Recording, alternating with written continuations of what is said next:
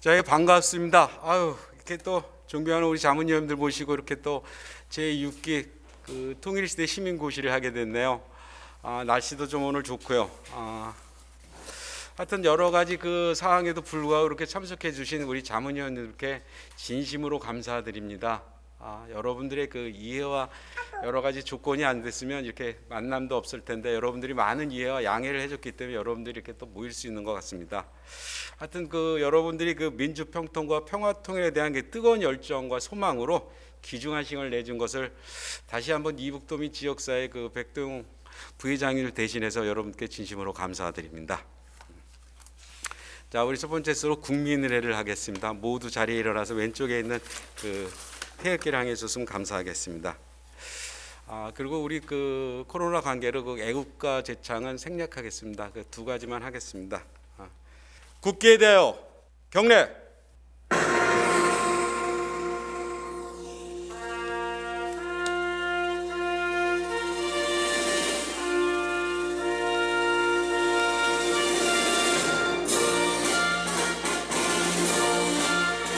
나는 자랑스러운 태극기 앞에 자유롭고 정의로운 대한민국의 무궁한 영광을 위하여 충성을 다할 것을 굳게 다짐합니다.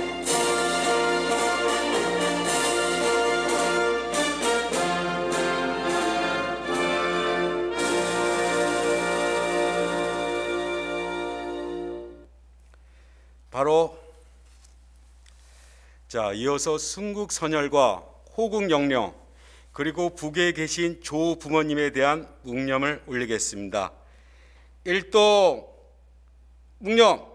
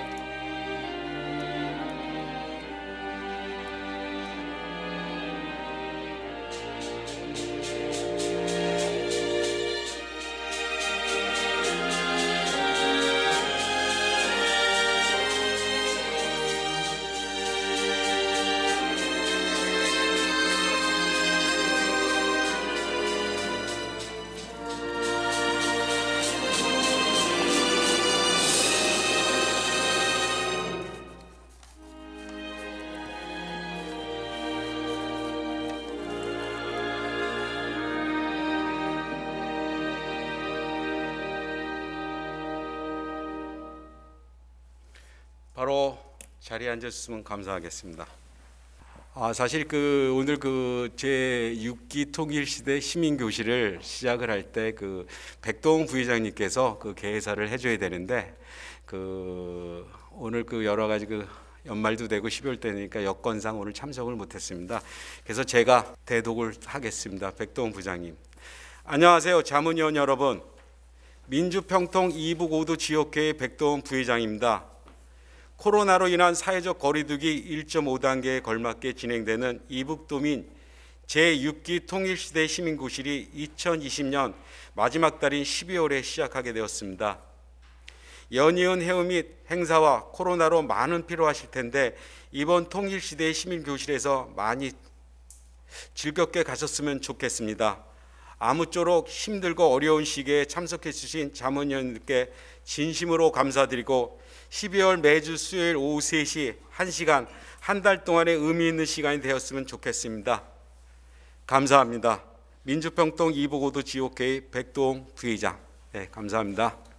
다음은 이북도민 제6기 통일시대 시민교실 교실의 첫 강의자는 우리 정대진 교수님께서는 아주대 통일연구원 연구교수면서 연세대 통일연구원 전문연구위원 그리고 연세대 통일학 박사, 민주평화통일자문위원회 상임위원, 민주화해협력 범국민협의회 정책위원, 경기도 평화정책자문위원, 한반도 육수 관련 TV 저널리스트, 외교안보 컬럼니스트, 중앙일보 등 여러 가지 등등 참석했었고, 그리고 전에는 북한 연구회 대외협력 이사님이시고 전 한국고등교육재단의 국제교류 팀장입니다.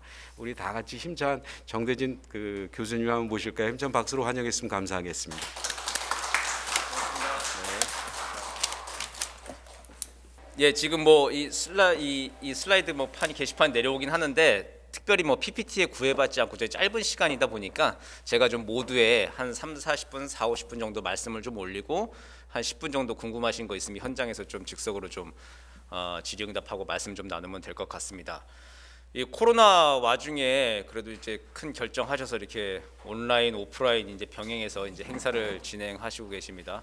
양해를 해주시면은 좀 예민한 시기니까 제가 좀 보시기 좀 불편하더라도 마스크를 좀 쓰고 하는 게 좋겠죠. 아무래도 좀 실내다 보니까 좀 양해해 주시면은 좀 뭐 얼굴을 좀 다 보여드리고 시원하게 좀 목소리를 전해드리면 좋을 텐데 그건 좀 양해를 좀 부탁드리겠습니다. 오늘 슬라이드는 또 띄어져 있긴 하겠지만 뭐 특별히 여기에 좀 구애는 받지는 않을 거고요. 오늘 이제 현재 그 한반도 주변 정세들하고 이 주변 정세 속에서 우리가 어떻게 나아가야 할 것인가 이제 그 얘기가 그냥 오늘의 주된 화두입니다. 그러니까 지금의 정세 그리고 앞으로의 이제 중장기적인 비전으로 통일 평화담론이라고 하는 것을 어떻게 새롭게 좀 만들어 가야 하는지 이제 그런 것들을 얘기하는 시간이 좀 주가 될 것 같습니다. 지금 여기 좀 소수만 좀 모여 계시긴 하지만 그 강의 시작하면서 잠깐 좀 한번 돌이켜보고 좀 시작을 하죠. 지금 남북 관계나 한반도 정세 뭐 괜찮다 이 정도면 됐다 이렇게 좀 혹시 이렇게 의견을 가지고 계신 분, 생각하시는 분, 뭐 지금 이 상태면 괜찮다. 저는 이 상태라도 저는 그 한 70년 역사를 공부를 했던 전문 연구자이기 때문에 이 상태라도 이것만 해도 감지덕지다 하는 생각을 사실 좀 하거든요. 이 상태라도 괜찮다. 뭐 그렇게 생각하시는 분은 없으세요? 이 정도면 그래도 뭐 낫다. 아니다. 지금 좀 남북 관계 좀 별로고 한반도 정세가 이게 좀 생각해봤을 때 이게 기대에 차지 않는다, 성에 차지 않는다, 별로다 이렇게 생각하시는 분. 예, 또 조금 더 몇 분 더 계시고요. 예. 나머지 분들은 역시 이제 대한민국 전 국민이 사랑하는 그냥 모른다. 그냥 일단 좀 계셔 보신다 이제 그런 건가요? 그 두 가지 질문 다 두 개 다 손을 들어도 아마 좀 다 맞다고 저는 사실 생각을 합니다. 기준을 어떻게 잡느냐에 따라서 다 달라지는 것이죠. 50년 6.25라고 하는 기점, 70년 전의 기점으로 나와 봤을 때 한반도 정세, 남북관계라고 하는 게 50년 전 6.25 때부터 남북관계가 그래도 좀 평화가 정착되고 남북한 합의가 좀 많아지고 제도화되고 공고화되는 단계로 이렇게 지금 올라가는 그 직선 그래프입니까? 아니면 그냥 그래도 계속 또 불안하고 어떻게 될지 모르고 밑으로 꺼져가는 그래프입니까? 이쪽으로 좀 올라가는 그래프인 거는 좀 부인하기가 좀 힘든 거죠. 지난 70년의 우리 역사를 좀 생각해 보면 우리가 남북 정상회담만 해도 벌써 이제 수차례를 했고요. 이제 크게 보면은 이제 한 6번 정도, 한 5번 정도 남북 정상회담을 좀 했고, 그리고 남북 회담 자체는 그럼 몇 번 정도 저희가 했을까요? 우리가 70년 동안 남북 회담. 좀 좁혀보면은 그 남북 당국자 간의 회담이 1971년도에 남북 적십자 회담부터 시작을 했습니다. 그리고 기억을 하시겠지만 72년도 7.4 남북 공동 성명 나오면서 그때부터 남북 간의 당국 접촉이 본격화됐는데 1950년대 60년대는 전쟁 직후에 대화 없는 대결의 시대가 한 20년 전 됐습니다. 전후 직후에. 근데 이제 1971년부터 이제 미중 간의 대탕트 분위기 속에서 남북도 대화를 이제 처음 시작을 했는데 그때부터 50년이 흘렀습니다. 50년 동안 남북이 대화를 몇 차례 정도 했을 것 같습니까? 이게 정상회담들 몇 개 이제 큰 덩어리 빼놓고 몇 회 정도 했을까요? 10번 넘게. 예, 근데 그거보다 되게 많이 했어요. 약 700번 정도, 그러니까 약 한 670회 정도의 크고 작은 회담들, 당국자 회담, 민간 접촉들 빼고요. 당국자 회담만 670번 정도가 있었습니다. 그리고 남북 합의서라고 하는 건 몇 개 정도 만들어졌을까요? 우리가 알고 있는 6.15 남북 공동선언, 14 남북 정상선언, 4.27 판문점 선언, 9.19 평양 공동선언 이제 그런 큰 덩어리 말고 그런 거 외에 이거 포함해가지고 남북 간의 이제 회담, 합의서라고 하는 게 몇 개나 좀 나왔을 것 같습니까? 회담을 약 한 670회, 700번 가까이 했다. 그냥 이렇게 퉁쳐서 반올림해서 생각했을 때 그럼 합의서 몇 개나 나왔을까요? 70? 많이?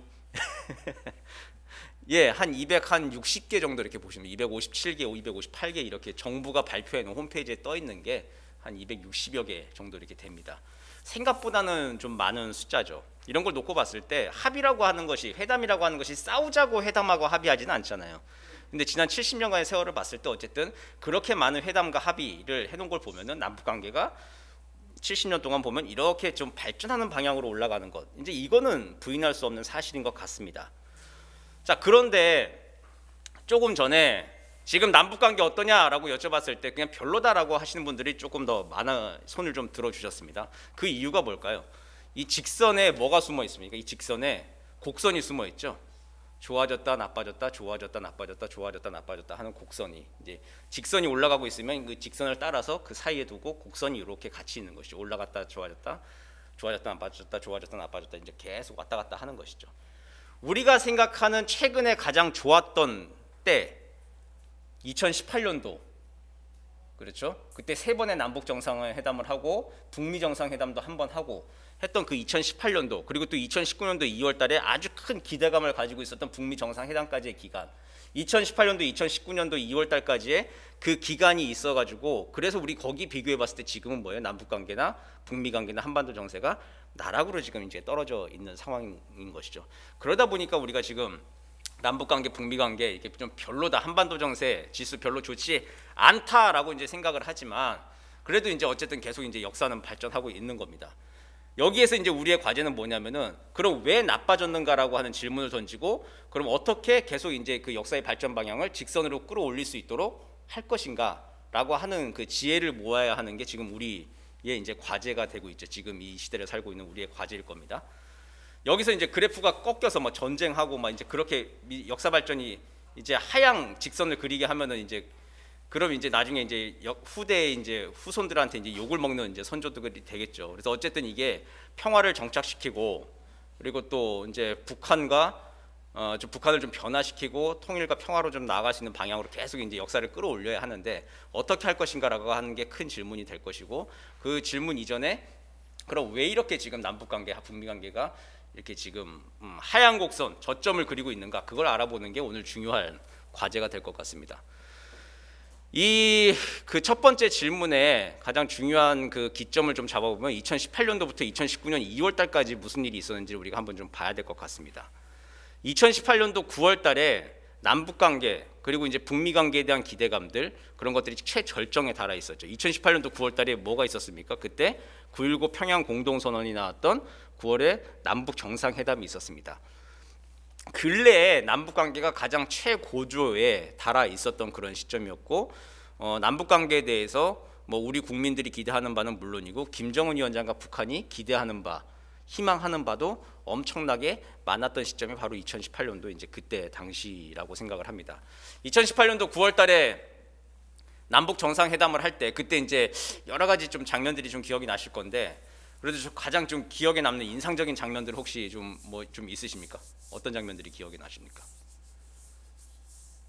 어떤 장면들이 기억이 나세요 그때? 2018년도 9월 달에 백두산 올라간 거, 그죠? 남북 정상이 백두산 같이 올라갔던 거, 그 장면도 기억나실 거고. 그리고 또 저는 또 개인적으로 좀 가장 또 기억에 남는 장면 중에 하나가 평양의 능라도 경기장에서 평양 시민 15만 명을 대상으로 문재인 대통령이 무삭제 라이브 연설을 했던 그 장면이 가장 좀 기억에 좀 남습니다. 왜냐하면 북한 체제의 이게 폐쇄적이고 경직적인 특성상 있을 수 없는 일이 이제 그날 밤에 사실은 좀 벌어졌던 거라고 생각을 합니다. 북한 체제의 폐쇄성, 경직성 특성상 남북 관계가 좀 좋고 남북 회담이 좀 잘 되고 있을 때도 북한 측 이제 당국자들이 남측 당국자들한테 그 회담 대표들한테 당국자 실무자들한테 맨날 물어보는 게 뭐냐면 당신네 수석 대표 발언 요지 원고 같은 거 좀 사전 입수하는 거 그게 굉장히 좀 중요한 가지고 맨날 물어보는 것 중에 하나입니다. 이게 북한 체제의 그 폐쇄적이고 경직적인 특성상 남측 그 수석 대표의 입에서 좀 이상한 발언이 나올까봐 사전 체크하는 것이 이제 굉장히 중요한 임무거든요. 근데 평양 시민 15만 명 앞에서 이게 우리나라의 대통령이 무삭제 라이브 연설을 그냥 할 수 있었다는 것. 이제 이거는 그 북한의 최고 지도자의 결단 아니면은 있을 수가 없는 일인데 그 결단을 김정은 위원장은 그날 밤에 했다는 거죠. 15만 명 시민 앞에 직접 문재인 대통령을 소개하고 마이크 넘겨주고 박수를 유도하고 그리고 라이브 연설을 할 수 있도록 한 기회를 줬다는 것. 이제 그거 자체가 이제 김정은 위원장과 북한이 문재인 대통령과 우리 정부에 대해서 걸었던 기대와 신뢰, 희망감 이제 이런 것들의 상징처럼 이제 보여지는 것이죠. 그리고 남북 관계가 절정에 달아 있었던 이제 그때 시점이었습니다. 그리고 이제 그 당시에 9.19 남북 공동 선언에서 놀라운 합의가 나오죠. 비핵화에 대한 합의가 나옵니다. 보통 이제 핵 문제라고 하는 거, 비핵화 문제라고 하는 것은 전통적으로 다 아시겠지만 북한은 우리하고 얘기할 거리가 아니라고 얘기했던 겁니다. 핵 문제, 비핵화 담판은 미국하고 얘기하는 것이지 남조선 당국은 꺼져 있어라, 빠져 있어라 라고 하는 게 북한의 전통적인 입장이었는데 9.19 평양 공동선언 제5조 2항에서 비핵화에 관련된 문구가 들어갑니다.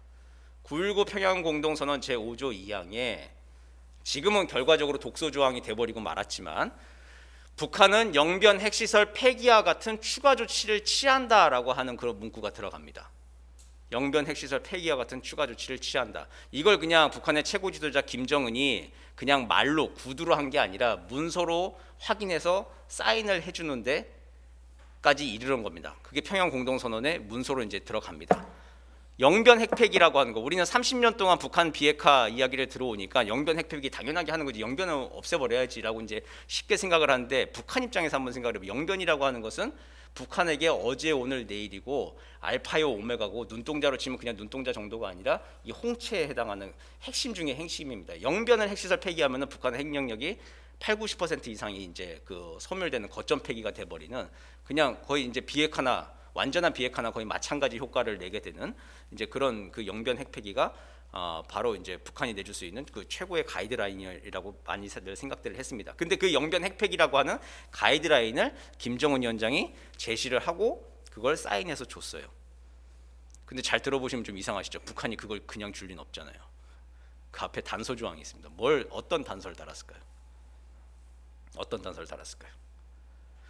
미국의 상응 조치에 따라 북한은 영변 핵시설 폐기와 같은 추가 조치를 취한다라고 하는 거, 영변 그 평양 공동선언 제5조 2항에 그 문구가 들어갔습니다. 그런 취지의 이제 합의가 들어갔습니다. 근데 이제 잘 들어보시면 조금 이상하지 않습니까? 미국의 상응 조치에 따라 북한은 영변 핵시설 폐기와 같은 추가 조치를 취한다. 이건 김정은 위원장이 누구하고 담판을 지어서 사인을 해야 되는 문구입니까? 누구하고 해야 되면 김정은 위원장은 누구하고 이걸 사인을 하고 담판을 짓고 사인을 해야 되는 겁니까 이게? 그렇죠. 미국의 트럼프 대통령하고 사실 담판 짓고 사인을 해야 되는 건데 이걸 누구하고 회담을 하고 사인을 해준 거예요? 남측의 문재인 대통령하고 회담을 하고 우리 문재인 대통령한테 이걸 약속 어음을 써줬습니다. 뭐 이상하잖아요. 왜 써줬을까요 이거를? 뭐 해달라는 겁니까 결국은? 이거 약속은 보증서 써줄 테니까 들고 가서 1차 북미 정상회담은 6월 12일 날 싱가포르에서 이제 성공적으로 잘 했고 2차 북미 정상회담 잘 열릴 수 있도록 그 안에 특히 뭐예요? 한미 동맹이라고 하니까 미국의 상응 조치라고 하는 거 정확하게 제대로 잘 받아와서 우리도 영변 핵시설 폐기 같은 거 조치 추가 조치 취할 수 있도록 제2차 북미 정상회담 잘 되도록 중재를 좀 잘 해달라라고 하는 약속원 보증서를 이제 선물이자 부담처럼 이제 안기게 된 거죠. 그러니까 우리 정부는 이제 이 선물이자 부담을 동시에 이제 안게 된 겁니다. 그 보증서 약속어음을 들고 한 6개월 정도 이제 중재 외교를 더 이제 박차를 좀 가했죠. 그래서 2019년도 2월달에 드디어 하노이에서 북미 정상회담이 2차 회담 열리도록 이렇게 다 중재를 합니다. 거기까지 갑니다. 그럼 거기까지 가서 그럼 2019년도 2월달에 북미 정상회담이 열리고 거기서 합의가 나오면은 이제 비핵화에 이제 새로운 전기가 마련되는 걸 다 기대를 했죠 전 세계가. 그런데 아시다시피 2019년도 2월의 마지막 날에 하노이 북미 정상회담은 노딜 합의 없음으로 그냥 결렬되고 말았습니다. 그냥 끝나고 말았어요. 그러고 나서부터 이제 우리 남북 관계, 북미 관계, 한반도 정세는 이제 쭉 나락으로 쭉 이제 지금 꺼져 있는 그런 상황인 것이죠. 지금 현재까지도. 자, 그럼 그때 2019년 2월 28일 날 하노이에서는 왜 그럼 그날은 무슨 일이 있었냐, 노딜이 왜 일어났느냐라고 하는 걸 또 이제 봐야 되는 것이죠. 북한은 나름대로 이제 자기들 9월에 영변 핵폐기라고 하는 가이드라인을 최고 지도자가 직접 제시를 했습니다. 양보할 수 있는 최후의 선, 그러니까 북한 핵폐기에 거의 모든 것이 담겨 있는 영변이라고 하는 가이드라인을 제시했어요. 제시하고 이제 거기에 대해서 미국의 상응 조치가 어떤 패키지가 오는지를 이제 기다리면서 그 조율되는 과정이 6개월 동안 있었는데, 근데 2019년도 2월달에 이제 까놓고 보니까 별로 이게 크게 조율된 게 없었던 거죠. 미국의 상응 조치라고 하는 게 특별한 게 좀 없었던 거고, 북한도 그날 김정은 위원장의 이제 회담 자세를 보니까 영변이라고 하는 것을 구두로 얘기하는 게 마지막 순간에 그냥 얘기를 한 거죠. 최대한 안 까고 싶어 했던 거죠. 영변 외에 영변보다 조금 더 기준을 좀 낮춰서 하면 좋겠다라고 하는 이제 그런 생각들, 전략들을 좀 가지고 있었던 거고, 미국은 특별히 영변에 대해서 이제 상응할 만한 조치를 가져온 것 같지도 않았고, 이제 그게 2019년도 2월달에 진실의 문이 그때 열려버렸던 건데, 2019년도 2월달에 2월 28일날 하노이에 이 트럼프 대통령은 갑자기 와서 이제 영변 플러스 알파라고 하는, 플러스 알파, 영변 외에 모든 핵시설, 대량 살상무기 시설 다 폐기하라라고 하는 걸 갑자기 플러스 알파를 올려놓게 되고, 그러니까 영변만 내놓으면은 그래도 제재 완화 혹은 또 이야기를 조금 더 잘해서 북한의 안전 보장에 관련된 것, 그 미국과 조금 더 미국의 대북 적대시 정책이라고 하는 것들을 좀 철회하는 것을 김정은 위원장이 트럼프 대통령 좀 단판지어서 뭔가 선물을 좀 더 얻어갈까 기대를 했는데, 그 모든 것들이 다 물거품이 되어버린 게 2019년도 2월 28일 날 하노이에서 한 번에 좀 일어나게 된 것이죠. 김정은 위원장 같은 경우에는 이 제2차 북미 정상회담에 대해서 엄청난 기대를 걸고 왔던 게 분명해 보입니다. 그러니까 사람이 어떤 시험이나 출장, 내일이 우리 수능 날이잖아요. 수능 날이고 이게 떨리고 그런 큰 시험 혹은 아주 굉장히 중요한 그 회의 출장 있고 그러면 어떻게 됩니까? 사람이 좀 조심하고 최대한 좀 먼저 가서 적응하고 준비하고 더 연습하고 검토하고 하는 게 이제 사람 마음이잖아요. 그런데 이제 2019년도 2월 달에 김정은 위원장이 하노이에 들어올 때 그때의 분위기를 다시 한번 떠올려 보십시오. 김정은 위원장의 그 행보가 좀 어땠습니까? 굉장히 좀 자신감에 차이 있었죠. 그 단순한 쇼잉이 아니라 거의 이제 얻을 것들을 마치 다 얻은 사람처럼, 다 합의가 돼 있는 거 마지막에 그냥 사인하러 오는 사람처럼 그렇게 당당하고 여유로운 행보를 보였습니다. 우리 그 대명천지 21세기 이제 비행기를 빨리 타고 가서 작전 회의를 하고 막 이제 그래도 모자를 판인데 66시간 동안 기차를 타고 이제 여유 작작하면서 이제 이게 들어왔었죠. 개선 장군처럼 하노이에. 그리고 들어와서도 그날 밤에 호텔 방에서 자기가 어떤 참모들하고 회의를 하고 있는지 그 모습을 사진을 공개를 했습니다. 자기 이제 담배 피우면서 스위트룸에 이제 앉아 있고 테이블에 어떤 참모들 앉아 있는지. 회담 전날 어떤 참모들과 회의를 하고 있다라고 하는 그 모습 자체가 어때요? 그 다음 날 그 팀이 어떤 전술을 들고 나올지가 대략 이제 그려볼 수 있는 굉장히 중요한 근거가 되는데, 오히려 이제 그거를 사진을 공개를 했단 말입니다. 물론 뭐 간 사람들이 누군지 다 이미 다 드러나 있는 상황이고 오히려 역정보를 흘린다고 이제 그렇게 했을 수도 있겠지만, 이제 그만큼 뭐예요? 여유로운 모습을 좀 보이고 있는 거죠. 준비가 안 돼 있고 그냥 내일 단판 지어야 될 상황이 많고 하면 어떻게 돼요? 민감한 상황이면 다 꽁꽁 걸어 잠그고 문 걸어 잠그고 밀실에서 더 깊숙하게 회의하고 준비하고 검토하게 되는데, 그런 게 아니라 뭐예요? 이게 자기 어떻게 하고 있는지 다 행보 다 보여주고, 응? 대사관들이 방문하고 아동들 만나고 이제 그러면서 여유로운 행동들을 보여주고 합니다. 김정은 위원장의 생각에는 아마 이 거의 다 됐다, 와서 이제 사인하면 되고 트럼프 대통령 만나서 내가 단판 지으면 된다, 아마 그 생각이 좀 강했던 것 같습니다.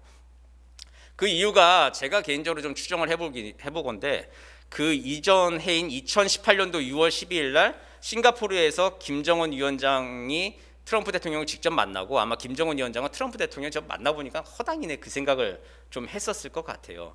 그 왜냐하면 6월 12일 북미 싱가포르 회담이 거의 북한이 원하는 대로 이제 결과가 나왔습니다. 전 세계의 언론과 전문가들이 사실은 그때 김정은 위원장의 판정승이라고 결론을 내렸습니다. 북한이 그토록 오랫동안 기다리고 노래해왔던 북미 관계 정상화라고 하는 게 북미 싱가포르 회담 합의문의 첫 번째 항으로 올라왔습니다. 전 세계가 북한과 미국이 회담을 한다 하면 가장 궁금해하는 게 뭡니까? 비핵화, 그리고 미국은 어떤 상응 조치를 해주고 북한은 어떤 그 비핵화 조치를 하는가, 어떤 딜을 주고받는가라고 하는 걸 가장 중요시하게 생각을 하죠. 그런데 이제 비핵화라고 하는 게 회담 합의문의 1번으로 올라온 게 아니라 북한이 수십 년 동안 노래를 불러왔던 북미 관계 정상화라고 하는 게 북미 싱가포르 회담 합의문의 첫 항으로 올라옵니다. 두 번째, 중국이랑 같이 할 수 있는 한반도 평화체제 구축이라고 하는 게 2항으로 들어옵니다. 그리고 3항으로 맨 마지막으로 북한이 그래도 좀 가장 좀 피하고 싶어 할 거라고 우리가 추정을 하는 북한 비핵화 문제가 맨 마지막으로 이제 들어오게 되죠. 그리고 김정은 위원장은 좀 선물 주듯이 기술적인 그 선물 하나를 안겨주죠. 미군 유해 송환이라고 하는 거를 한 항을 좀 더 얹어줍니다. 이제 이런 걸 얹어주고 하면서 트럼프로부터 굉장히 많은 것들을 얻어내죠. 첫 번째, 북미 회담이라고 하는 그 단판을 지었다는 거예요. 세계 최고의 지도자하고 어깨를 겨누고 단판을 지었다라고 하는 정치적 성과 하나가 있고, 그리고 회담 합의문에서 북한이 원하는 순서대로 그대로 이제 북미 관계 정상화라고 하는 걸 1항으로 해가지고 북한 비핵화라고 하는 건 좀 뒤쪽으로 빠지는 회담 합의문을 내걸었고, 결정적으로 뭘 얻었냐? 합의문엔 들어가지 않았지만 김정은 위원장이 트럼프 대통령과 단판을 지어서 구두로 약속받은 게 뭐냐? 한미 군사 연습 중지였습니다. 그날 오후에 2018년도 6월 12일 날 싱가포르에서 오후에 트럼프 대통령이 기자회견에서 회담 결과를 발표할 때 한미 군사 연습을 하지 않기로 했다라고 발표를 해가지고 우리나라가 발칵 뒤집혔습니다. 물론 미국도 발칵 뒤집혔어요. 사전에 합의된 바가 없고 얘기된 바가 전혀 없는데 오로지 이제 거의 김정은 위원장하고 둘이 단판을 지은 거고, 김정은 위원장은 트럼프 대통령의 뭐 좀 이렇게 비위를 잘 거슬리지 않고 잘 맞춰주고 환심을 좀 사고하면서 건드리지 않으면은 그렇게 큰 선물을 얻어갈 수 있겠다라고 하는 그 학습 효과를 그날 가지게 된 것이죠. 그러니까 우리가 북미 관계 정상화라고 하는 걸 하면서 남측에서 그렇게 대규모 한미 군사 훈련을 하는 게 말이 되느냐? 나도 핵실험, 미사일 발사 같은 거 안 할 테니 한미 군사 훈련 같은 거를 중지합시다 하면 트럼프 대통령 평소에 뭐예요? 어떤 얘기를 했던 사람입니까? 한미 군사 연습 돈 드는 거 나쁜 거. 한국은 부자 나라인데 왜 우리가 돈 들여서 한국을 지켜줘야 돼? 이제 그런 걸 공공연하게 얘기하던 대통령이었잖아요. 바로 그 점을 공략하면서 한미 군사 연습이라고 하는 걸, 나 핵실험 안 하고 미사일 안 쏠 테니까 한미 군사 연습하지 말면서 비핵화도 하고 평화체제도 하고 북미 관계 정상화로 이게 새로운 역사를 만들어 나가보자 하면은 트럼프는 일단 당장 돈 안 드는 거, 올해부터 돈 안 써도 되는 거, 그럼 오케이 하고 이게 그때 넘어가게 됐던 것이죠. 이제 그런 그 일련의 과정을 겪었던 김정은 위원장 입장에서는 2019년도 2월달 하노이에서도 트럼프 대통령 만났을 때 그런 식의 이제 핵담판을 하면은 뭔가 좀 얻어갈 수 있는 게 있겠다, 그런 계산들을 하고 공략에 나섰을 거로 생각이 좀 됩니다. 그러다 보니 굉장히 좀 여유로운 태도를 좀 보이고, 영변이라고 하는 거를 그 이전에 2018년도 9월달부터 문재인 대통령 통해 가지고 약속온 보증서를 써줬으니 그에 걸맞는 걸 가져오라. 이제 그걸 기다리고 나갔던 거죠. 그런데 이제 그걸 기다리고 나가는데 실제 협상장 테이블에서는 영변 플러스 알파를 내놓으라고 하는 이야기를 듣고, 상응 조치라고 하는 것도 특별히 준비되어 있는 게 없다는 걸 이제 깨닫게 되고, 난생 처음 겪는 수모와 좌절감, 절망감, 패배감, 열패감을 아마 맛봤을 거라고 생각이 됩니다. 그러고 나서부터 이제 남북 관계는 이제 쭉 나락으로 떨어지게 되고, 북미 관계도 역시 이제 문을 닫게 되는 것이죠. 그날 밤에 리용호 외무상, 그러니까 2019년 2월 28일 밤에 하노이에서 리용호 외무상이, 북한의 리용호 외무상이 긴급 심야 기자회견을 자청을 합니다. 긴급 심야 기자회견을 자청을 하면서 이제 그러면서 북한의 입장을 설명을 하죠. 그때부터 이제 북한의, 제가 봤을 때는 약간 이제 좀 실수, 전략적 실수 같은 게 한 두 가지 정도가 좀 나옵니다. 첫 번째가 이제 자신들이 아픈 거를 얘기를 자백을 해버렸어요. 그때 이제 리용호 외무상이 얘기한 게 뭐냐면은, 우리가 이번 회담에서 미국한테 요구한 거는 2016년도 이후에 취해진 유엔의 대북 제재를 5개를 해제해달라고 하는 거였다. 유엔의 대북 제재 11개 전부 다가 아니라 2016년도 이후에 북한의 인민경제와 민수경제에 영향을 주고 있는 5개의 대북 제재를 해제해달라고 하는 요청을 했다. 근데 그것도 미국이 안 들어줬다. 이게 첫 번째, 자기네가 아픈 게 뭔지를 자백을 해버린 거죠. 2016년도 이후에 그 5개의 제재가 진짜 아프구나 라고 하는 거를 이게 자기네가 얘기를 하면서 이제 그 드러나게 돼버린 거죠.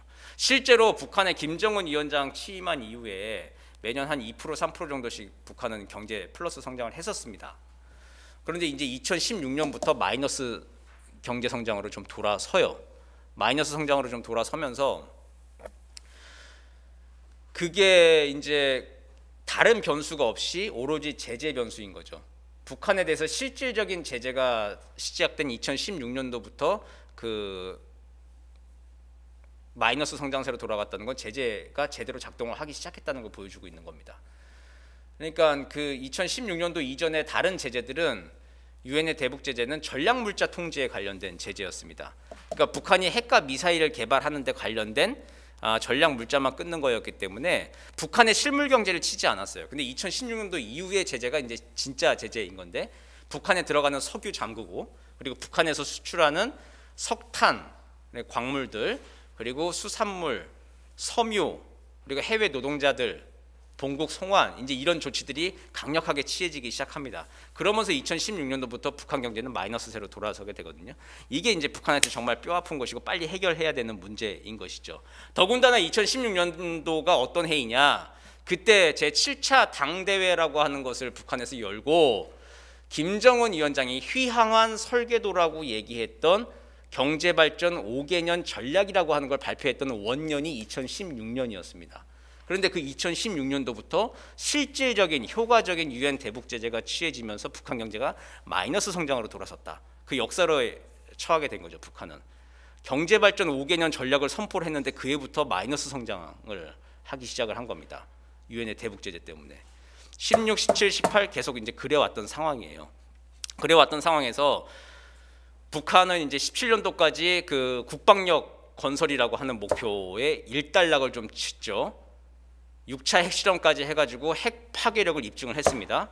그리고 2017년 11월 29일 날 화성 15형을 발사하면서 13,000km의 사정거리를 입증해 보였습니다. 미국 본토 칠 수 있다라고 하는 걸 입증해 보였습니다. 그러면서 이제 핵 경제 병진 노선이라고 하는 것을 노선 변경을 하고 국방력은 어느 정도 완성을 했으니까 2018년도부터는 경제 건설 총력 노선으로 전환을 합니다. 그러면서 이제 평창에 나오고 남북 정상회담을 3번 하고 북미 정상회담을 하면서 단판을 이제 짓기 시작하는 거죠. 국방력은 되었으니 나머지 하나 필요한 축 경제력 건설이라고 하는 것을 위해서 이제 제재 완화를 얻어내고 북미 관계 정상화시키고 해서 2019년도 2020년도에 새로운 강성국가 만드는데 기틀을 놓겠다. 이제 그거를 이제 김정은 위원장은 그런 플랜을 가지고 하노이에 왔던 거죠. 근데 그게 한여름밤의 꿈이 아니라 그 하노이 한겨울밤의 꿈으로 그냥 끝나버리고 만 겁니다. 그랬을 때 이제 김정은 위원장이 이 겪었을 이제 그 수모감과 실패감, 패배감이라고 하는 것은 우리가 상상하는 것 이상일 겁니다. 그러면서 이제 자기네가 아픈 게 그 5가지 제재라고 하는 걸 한 가지 얘기해 버렸고, 그러면서 이제 연이어서 이제 북한이 얘기하는 실수 중에 하나가 뭐냐면은 우리가 이런 식의 핵담판 안 한다. 우리는 영변이라고 하는 거 거의 내놓을 수 있는 걸 다 내놓았는데 미국은 유엔 대북 제재 5개도 고작 안 풀어주려고 하느냐. 이런 식의 핵담판은 앞으로 없다. 미국이 새로운 계산법을 가지고 와라. 자세를 바꿔서 가져와라. 그리고 2019년도 얘기했던 중요한 그 포인트가 뭐냐? 시한은 연말까지다라고 했어요. 연말까지다. 외교에서 시한을 정한다는 게 조건부가 아니라 시한부를 정한다고 하는 게 굉장히 좀 자신감 있거나 자기 우위에 있을 때만 이제 하는 것이지, 사실은 이제 그 제재 해달라고 하는 건 북한 쪽이 요청을 하는 거잖아요. 근데 거기서 시한을 정한다라고 하는 건 이제 그거는 약간 좀 전략적인 좀 패착인 것이죠. 이렇게 되면은 만약 미국 입장이라고 해보십시오. 그런 얘기를 들으면 어떻게 하겠습니까? 유엔 대북 제재 5개, 2016년도 이후에 유엔 대북 제재 5개, 북한의 실물 경제를 치는 5개가 진짜 아프다라고 북한이 얘기를 했어요. 먼저. 그럼 미국 입장에서는 어떻게 하겠습니까? 아, 너네 아프구나, 큰일 났구나, 풀어줘야지, 이렇게 나옵니까? 아니면 아프네? 그럼 니네 제재 풀기 위해서라도 니네가 대화하자고 할 텐데 그걸 내가 왜 풀어줘야 되지? 이 생각이 먼저 들게 되겠죠. 그럼 너네가 대화하자고 할 때까지 내 기다려야지. 근데 너네가 스스로 먼저 연말까지가 시한이래며, 연말까지 우리 보고 새로운 셈법을 가지고 오라고 했는데, 그럼 연말 11월 30일까지 내가 뭐 아무것도 안 해도 니네는 뱉어놓은 말이 있으니까 니네가 먼저 뭐 하진 못할 거 아니야. 그럼 연말까지 뭐 난 뭐야? 그냥 가만히 있는 거죠, 상황에. 별다른 일이 벌어지지 않고 2019년이 그냥 흘러갑니다. 2019년 그냥 흘러가고 중간에 6월 30일 날 판문점에서 이 북미 회동이 있긴 있었지만 그냥 회동이었어요. 회담이 아니었습니다. 6월 30일 날 판문점에서 잠깐 트럼프 대통령이 김정은 위원장하고 만났을 때 이제 그걸 가지고 회담이냐, 그냥 미팅 회동이냐라고 하는 걸 가지고 굉장히 궁금했었습니다. 그런 논란이 한 열흘 정도 계속되니까 7월 10일 날 미국 국무부에서 대변인이 정리를 합니다. 회담이 아니라 그냥 회동이었다. 그냥 만나서 서로의 입장 그냥 확인하고 앞으로 잘해보자라고 하는 얘기예요. 그리고 그 회동에서 얘기했던 뭐 조속한 시일 내 2주 안에 북미 간에 이제 고위급 접촉, 실무 접촉을 다시 해보자라고 하는 거 안 일어났습니다. 별로 이제 성의 있는 그 진전된 이제 회담 그 회동 대화 내용이 아니었던 것이죠. 그 2019년도 아무 일 없이 그냥 흘러갔습니다. 그러고 나서 이제 2020년도에 들어서서 북한은 그럼 남북 관계 개선이나 북미 관계 개선이라고 하는 걸 통해서 국면 전환을 바꿔야 될 텐데 그걸 택하지 않고 2020년도에 북한이 택한 길은 뭐였느냐? 자력갱생이었죠. 우리가 제재 받고 살았지 언제 제재 안 받고 살았냐? 우리는 우리 식대로 간다. 자력갱생 정면 돌파라고 하는 걸 2020년에 이제 선포를 합니다. 그러면서 이제 나와요. 근데 올해 어떤 일이 닥칩니까? 전혀 예상치 못했던 요거 코로나 상황이 닥칩니다. 2016년도 이후에 계속 마이너스 성장을 보여온 북한 경제를 치고 있던 제재 장기화라고 하는 첫 번째 난간 외에 두 번째 난간으로 코로나가 2020년을 엄습해 버리는 겁니다. 북한이 스스로 아무것도 할 수 없이 스스로 닫아버려야 되는 그런 상황들, 그런 상황이 생겨버리게 되는 것이죠. 그런 상황이 생기게 되면 북한 내부에서는 어떻게 했습니까? 지금 내부의 불만은 쌓여가고 정상적인 국가 경영이 점점 어려워지는 상황이 된다는 거는 우리가 좀 상식적으로 추정을 해볼 수 있겠죠. 그것도 이제 사람 이게 사상 통제하고 옥죄는 것도 이제 하루 이틀이지 마냥 좀 버틸 수만은 있는 상황이 아니리라고 하는 거는 우리가 좀 추정을 좀 해볼 수 있을 겁니다. 그래서 내부의 불만은 점점 높아져 가고 있고 이게 2019년도 2월 달에 하노이 가서 이제 최고 지도자가 깨지고 와서 지금 되는 게 뭐냐라고 하는 그런 의문들, 이제 이런 것들은 인민들을 가질 수 있고 당간부들도 볼 땐 뭐예요? 혁명 1세대들이 아니잖아요. 그렇죠? 벌써 혁명 3세대, 4세대들인데 70년이 흐른 나라에서는 그냥 당간부의 공무원이란 말입니다. 그럼 내 월급은 제대로 나오는 건가? 나의 지위는 어떻게 되는 건가? 이런 거 생각하는 이제 관료들, 당간부들이 만약 있다고 쳤을 때는 그 사람들은 과연 이게 지금 우리 나라가 어떻게 가는 건가, 어디로 가는 건가, 이제 그 의문 좀 가질 수밖에 없겠죠. 이제 그런 이제 의문과 불만들이 계속 증폭이 되고 있을 때, 그때 내부의 불만들이 증폭될 때 정치 지도자가 택할 수 있는 가장 손쉬운 방법, 내부의 불만을 외부의 적으로 돌린다라고 하는 거죠. 그걸 올해 6월달에 우리가 본 겁니다. 남조선 때리기, 대남 사업의 대적 사업화라고 하는 거. 2020년도 6월달에 북한이 이제 김여정이 나서서 시행을 했던 것들이죠. 김여정이 나서서 대남 사업의 대적 사업을 시행을 하고 4대 군사 노선 같은 거 취하고 개성의 남북 공동 연락사무소 폭파시키고만 이제 했습니다. 그리고 이제 코로나 와중이라고 하면서도 청년 인민 학생들 막 동원해가지고 대규모 남조선 규탄대의 빌미가 뭐였습니까? 지난 5월 31일 날 우리 일부 탈북자 단체에서 북한에 뿌렸다라고 하는 대북 전단지를 빌미 삼아가지고 이제 그걸 빌미 삼아서 남조선 규탄대를 대규모로 열고 막 했었죠. 그래서 우리들도 청년 인민 학생들이 전연이라고 하죠.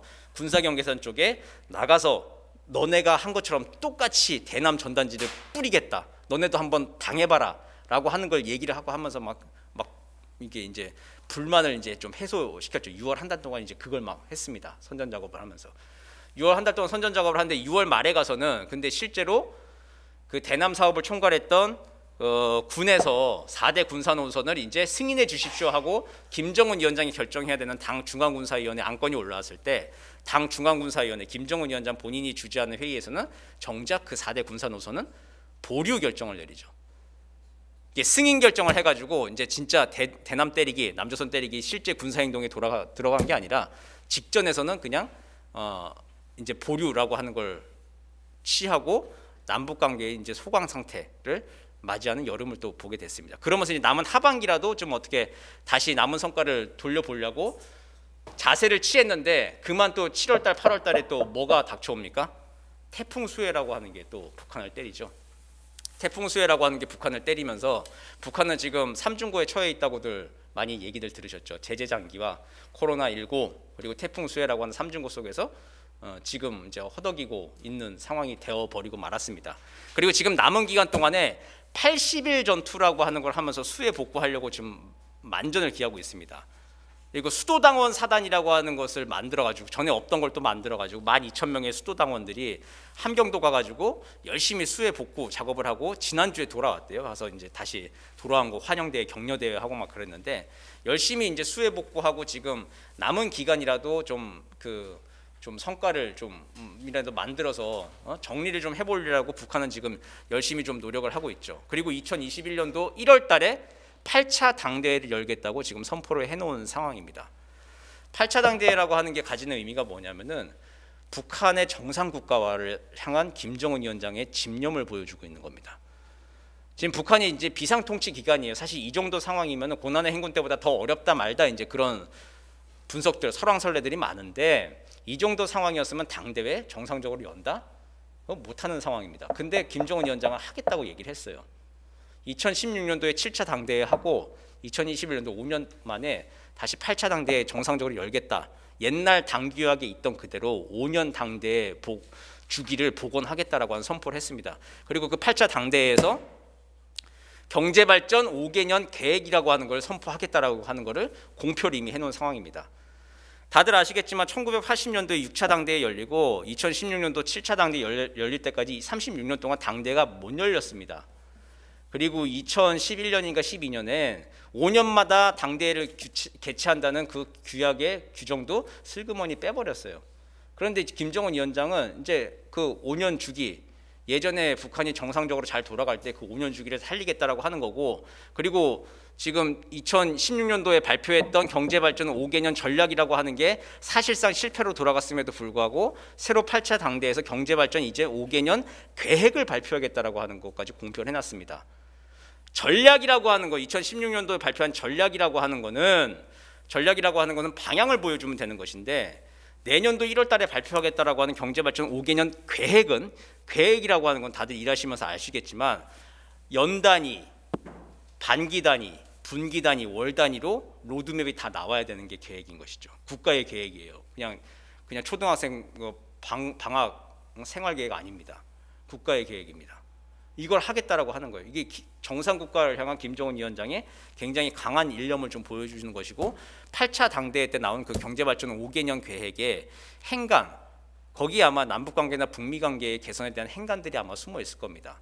남북관계와 북미관계 그냥 이 상황으로 가서 북한이 자력으로 지금 자신들의 경제발전 5개년 계획, 그러니까 계획의 목표를 마이너스 성장으로 잡지 않는 이상, 남북관계, 북미관계 이 상태로 가지고 가서는 북한이 이룰 수 있는 것이 없거든요. 그런데 이제 자존심은 있어요. 그러니까 남북관계, 북미관계 전향적으로 풀자 먼저 막 선제적으로 얘기하기는 지금 명분이 안 갖춰져 있습니다.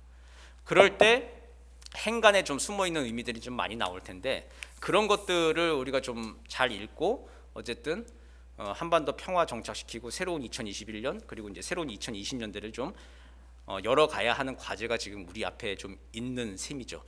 여기에서 이제 또 통일 평화 담론들도 좀 새롭게 중장기적으로 만들어내가야 하는 과제들. 그러니까 20세기에 있었던 우리 통일 방안이 있습니다. 근데 이제 이게 21세기에는 지금 제대로 작동하지 않고 있고, 북한은 정상국가라고 하는 걸 표방하면서 이제 완전히 다른 나라로 지금 변모를 해버렸죠. 우리가 알고 있던 김일성, 김정일 때의 북한과는 또 다른 모습이 되어버렸습니다. 그런 북한을 상대로 어떻게 우리가 통일, 평화라고 하는 것을 또 이뤄낼 것인가라고 하는 것에 대해서 이제 우리 내부에서도 이제 사회적 합의 같은 것들이 더 필요한, 그러니까 남남 갈등이라고 사람들은 부르는데, 우리 자유민주주의가 가지고 있는 게 가장 좋은 게 그거예요. 남남 갈등이라고 하지만 갈등 속에서 파국으로 가지 않고 새로운 방향들을 계속 우리는 만들어 오면서 지금까지 여기까지 왔잖아요. 발전적으로. 이것들을 좀 계속해야 되는 과제를 좀 만든 2021년, 이제 곧 한 달 뒤면은 이제 북한의 새로운 이제 판세가 열릴 건데, 그걸 이제 어떻게 읽고 어떻게 대응할 것인가. 또 바이든 행정부가 새로 출범을 하면은 또 이제 달라지는 한반도 외교 환경이 펼쳐지는데, 그때 어떻게 대응을 해야 될 것인가라고 하는 과제들이 좀 숨어 있는 것이죠. 제 말씀 일단 여기서 좀 맺고요. 아마 여기에 대한 좀 질문들이 좀 있으실 거라 생각이 되는데, 관련해서 질문들 좀 주시면 좀 자유롭게 좀 얘기하면서 저도 좀 보충 말씀을 더 올리도록 하겠습니다. 자, 일단 여기서 좀 맺도록 하겠습니다. 감사합니다.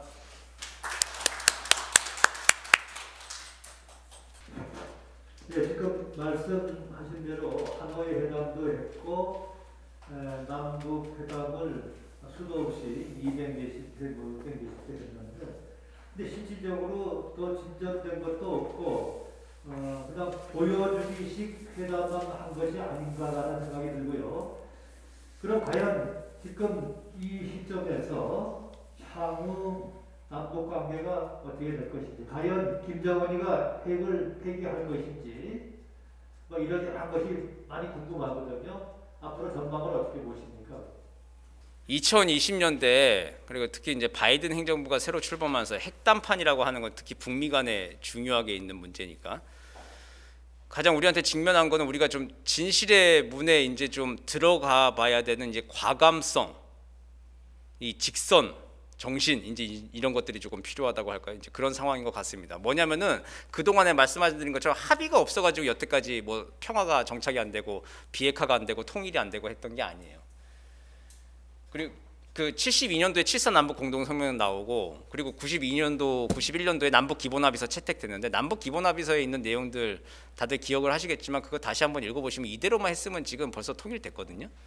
근데 이제 합의가 없어서 통일이 안 된 건 아닙니다. 여태까지 비핵화 문제에 있어서도 2005년 9.19 공동성명이 있고 로드맵들은 대충 다 있습니다.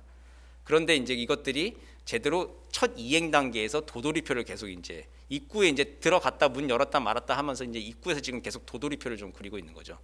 이게 바이든 신행정부 들어와서 우리가 해야 될 건 뭐냐면은 진짜 비핵화 진실의 순간, 진실의 문에 들어가 보자라고 하는 거를 이제 해야 될 때가 온 겁니다.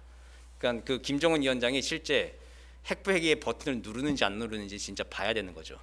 북한이 비핵화를 완전히 하겠다라고 하는 거, 그 이제 믿는 사람은 거의 없죠. 전 세상에. 다들 심증은 있어요. 북한이 비핵화 하겠어?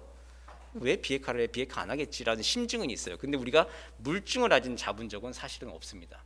그냥 도돌이표를 그냥 계속 그리면서 이제 돌고 있는 것이고, 그냥 그러면서 북미 간에는 불신만 쌓여가지고 이제 더 이상 이제 합의 이행이 지금 안 되고 표류하고 맨날 이제 정치적으로 이제 그냥 반복되는 역사를 우리가 좀 보고 있는 것인데, 그래서 좀 해야 될 게 뭐냐면은 그 바이든 행정부 들어와서 그 북한 비핵화의 진실의 문에 좀 들어가 보자라고 하는 거를 미국 행정부한테 좀 강하게 좀 어필을 좀 해야 될 필요가 있죠. 뭐냐면은 2015년도에 이란 핵합의가 나왔습니다. 그리고 실제 이행이 되다가 트럼프 대통령이 오바마 행정부에서 한 거니까 그걸 폐기해 버렸어요. 탈퇴를 해 버려서 지금 이제 표류하고 있는 건데, 이제 바이든 대통령이 새로 취임하면은 자기가 상당 부분 관여했던 그 이란 핵합의를 복원하겠다고 하는 것이죠. 이스라엘은 벌써 이제 그거 이란 핵합의 복원하는 거 안 되게 하려고 이란의 핵과학자들 막 테러를 하고, 막 시리아 쪽에서 이제 막 장성들 뭐 이제 테러를 벌이고, 지금 중동은 벌써 정세가 이제 복잡하게 돌아가기 시작을 하는데, 근데 어쨌든 바이든 대통령은 자기가 관여했던 그 이란 핵합의 복원하겠다라고 하는 겁니다. 그럼 그 이란 공식을 북한에도 좀 똑같이 적용해보자. 김정은 위원장이 진짜 핵폐기 버튼 누르는지 안 누르는지 한번 해보자라고 하는 거를 우리가 좀 이제 주장을 좀 해야 될 때인 겁니다. 뭐냐면 이란 핵합의라고 하는 것은 로드맵을 정해놓고 다음 단계로 나아갈 때마다 투표를 해요. 이란 핵합의에는 그 이란하고 미국만 둘이 이제 합의를 한 게 아니라, 그럼 이 다음 단계 이게 비핵화가 됐냐 안 됐냐 그 조치를 놓고 이란하고 미국하고 맨날 싸울 거 아니에요. 그렇기 때문에 P5, 그러니까 유엔 안보리 상임이사국, 미국, 영국, 프랑스, 러시아, 중국 5개국이 들어옵니다. 그리고 독일하고 이란까지 해서 7개국이 관여를 합니다. 그래서 이란의 비핵화 단계 1단계 지나갔다. 여기서 그럼 이 비핵화가 된 거냐 만 거냐 하면 투표를 합니다. 투표해서 4대3이 되면은 다음 단계로 넘어가요. 그렇게 해서 그때마다 이란이 핵폐기 버튼을 누르는지, 그리고 그에 따라서 미국과 국제사회는 또 이렇게 상응 조치를 해주고, 이제 이런 것들이 보증이 되어 있는 로드맵 전략들이 있죠. 만약에 이란이 그 비핵화 핵폐기 버튼을 누르지 않는다, 그럼 더 큰 제재와 압박으로 돌아가는 스냅백 조항이라고 하는 게 이제 있는 거죠. 근데 북한에 대해서 이제 스냅백 조항을 넣어서 그걸 정말 제대로 한번 해보자라고 하는 거를 이제 우리도 좀 새롭게 바이든 행정부에 요구를 할 수 있는 바이죠. 그렇게 해가지고 이제 정말 김정은 위원장이 핵폐기 버튼 누르는지 안 누르는지 여태까지 가본 적이 없는데 한번 가보자. 만약 안 누르면은 지금보다 더 큰 제재와 압박으로 돌아간다. 거의 북한 멸절에 가까운 데까지 간다라고 하는 걸 가지고 북한도 각오 단단히 하고 들어와라. 그리고 당신이 새로운 강성국가 만들고 싶으면은 그렇게 돌아와라. 상응 조치라고 하는 거 확실하게 간다. 서로 신뢰가 없어서 그러는데, 그럼 국제사회 이제 뭐 유엔 안보리 상임이사국 등등등 해가지고 들어와서 그럼 미국도 약속 안 지키면은 국제사회에서 왕따 되고, 당신도 북한도 약속 안 지키면 역시 왕따 되고, 이런 전략으로 해가지고 한번 끝까지 한번 가보자. 핵폐기 버튼 한번 눌러보자. 라고 하는 게 이제 우리가 2020년대 근간에 몇 년 동안 좀 한번 해봐야 되는 겁니다. 그렇게 해서 이란 핵합의 복원하고 북한 핵합의 이루어서 이란 핵 문제, 북한 핵 문제 동시에 해결하는 최초의 미국 대통령 되고 노벨 평화상 당신이 가져가라. 이제 그렇게 좀 어필을 좀 해야 되는 상황인 것이죠. 이게 이제 그 뭐 클린턴 3기니 오바마 3기니를 한 얘기가 많은데, 클린턴 3기도 아니고 오바마 3기도 아닌 새로운 바이든 1기로 시작해서 새로운 역사를 만들어 봐라라고 하는 게 이제 미국 행정부한테 요구를 좀 해야 되는 상황입니다. 어려운 상황이죠. 물론 이게 북한 핵 문제가 될 것 같으면 지난 30년 역사 동안 됐겠죠 벌써. 근데 안 되고 지금까지 흘러왔습니다. 근데 안 된 이유 중에 하나가 뭐냐면 북미 간의 불신입니다. 북미 관계에 불신이 있으면 이거 1대1로 맨날 둘이 싸우다 말아요. 그렇기 때문에 이거를 이란 핵합의 공식처럼 6개국과 7개국까지 참여해서 국제사회 합의로 계속 단계가 이행될 수 있도록 모니터링하고 그리고 보증을 좀 해야 되는 구조를 좀 만들어야 됩니다. 이제 그걸 할 수 있는 구도가 지금 이제 오게 된 것이죠. 그렇기 때문에 한번 이거를 좀 열어 제껴봐야 된다는 좀 생각이 좀 들고요. 근데 이거를 그걸 북한이 하겠냐라고 하면서 이제 자신감 없게 이제 한다. 이제 그랬을 때 이제 그냥 이렇게 표류하고 그냥 북한은 그냥 핵을 가진 국가에서 그냥 저러고 있다가 어떤 예측 불가능의 상황이 전개되고 막 이랬을 때 진짜 우리가 생각하는 대로 이게 지금 70년의 역사를 어쨌든 20세기의 선지자들이 열심히 노력해가지고 우리의 그 산업화 민주화하고 하면서 안보도 지키고 하면서 이렇게 나라를 이렇게 발전시켜 왔는데 우리가 여기서 꺾이게 되면 이게 다시 이게 하얀 곡선을 그리는 꺾이게 되는 국면을 우리가 그리고 그 책임을 그 역사의 욕을 우리가 다 떠안을 것이냐 그거 정말 심각하게 생각해보고 우리가 좀 자신감 있게 좀 행동을 좀 해야 될 겁니다. 이게 지금 교훈이 뭐냐면은 하노이 회담의 교훈을 우리가 떠올려야 돼요. 2019년도 2월 28일 날까지 북미를 같이 한 방에 몰아 넣는 데까지는 성공을 했어요. 근데 이제 불편한 진실이 뭐냐? 그냥 둘이 만나게 하는 것만 해서 끝나는 게 아니라 만나서 뭘 가지고 사인해야 될 것까지 이제 내용까지 만들어 줘야 되는 거예요. 그 인생 살면서 우리가 알게 된 게 불편한 진실 중에 하나가 뭡니까? 귀찮은 일, 하기 싫은 일은 결국은 뭐예요? 내가 해야 되잖아요. 아무도 대신 안 해주잖아요. 그 과제가 지금 있는 겁니다. 둘이 그냥 만나게 하는 거, 그러니까 국제법에서는 그걸 주선이나 중개라 그러는데 그러니까 한동안 우리 언론에서 그걸 중재라고 많이 표현을 했습니다만 사실은 주선 중개 역할만 했던 거거든요 우리가. 근데 그게 아니라 진짜 실질적인 중재자, 합의 내용을 뭘 할 것까지를 우리가 그 내용까지를 가지고 북미를 같이 좀 앉혀놔야 됩니다. 이제 그 과제를 좀 안게 된 것이죠. 근데 문제는 이제 과연 북한도 미국은 이제 우리말을 조금 이제 바이든 행정부 됐으니까 전통적인 동맹 외교 복원하면서 우리 얘기를 좀 경청을 할 겁니다. 근데 북한이 얼마만큼 우리 얘기를 들을지 그리고 또 어떤 우리는 또 카드를 제시하면서 북한을 또 견인을 할 건지 그거를 지금 좀 고민을 좀 해야 되는 시점인 것이죠. 뭐 특별히 없으시면 어떻게 실장님 뭐 마무리를 해도 자 그러면은 이 정도에서 오늘 마무리하도록 하겠습니다. 긴 시간 수고하셨습니다. 고맙습니다. 아유 감사합니다. 우리 다시 한번 우리 정대인 교수님께 큰 박수와 환영의 박수 해줬으면 감사하겠습니다. 하여튼 이 코로나 관계로 그 많은 자문위원들을 모시고 이런 그 아카데미 시민교실을 해야 되는데 그렇지 못한 점 여러 그 자문위원들의 그 이해와 양해 하여튼 성원에 진심으로 감사드립니다.